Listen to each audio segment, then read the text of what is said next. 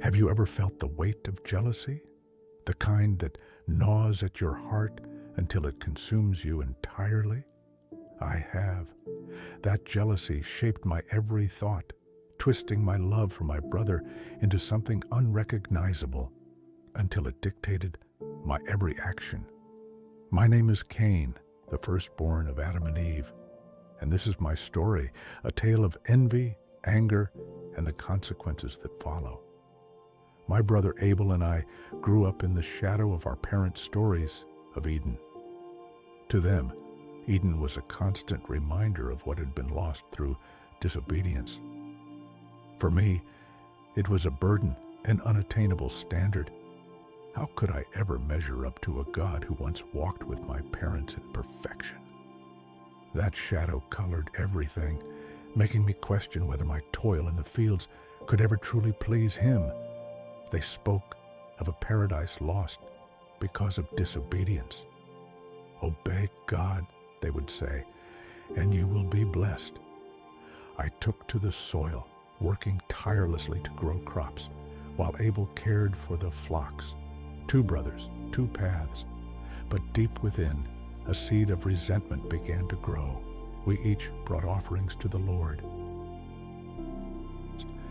But when the smoke of Abel's offering rose straight to the heavens while mine fizzled out, I felt the sting of inadequacy.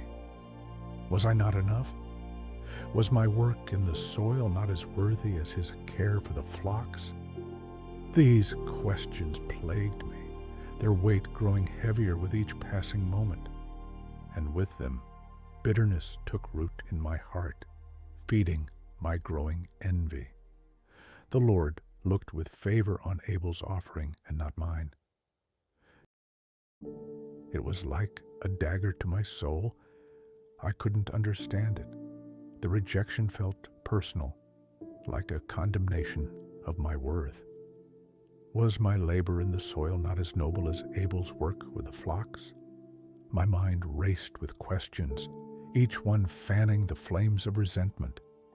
I replayed the moment over and over, searching for a reason, for some flaw in my offering. But all I found was anger at Abel, at myself, and even at God. The jealousy burned within me, and anger clouded my judgment. Then the Lord spoke, sin crouching at my door. The words echoed in my mind, but I silenced them. I didn't rule over it. Instead, I let it rule over me. I called to Abel, "Brother, let us walk." He trusted me. Why wouldn't he? I was his brother. But as we walked, my anger erupted. The jealousy, the pain, the bitterness, it all spilled over. And in one irreversible moment, I struck him down. The realization hit me like thunder. What had I done?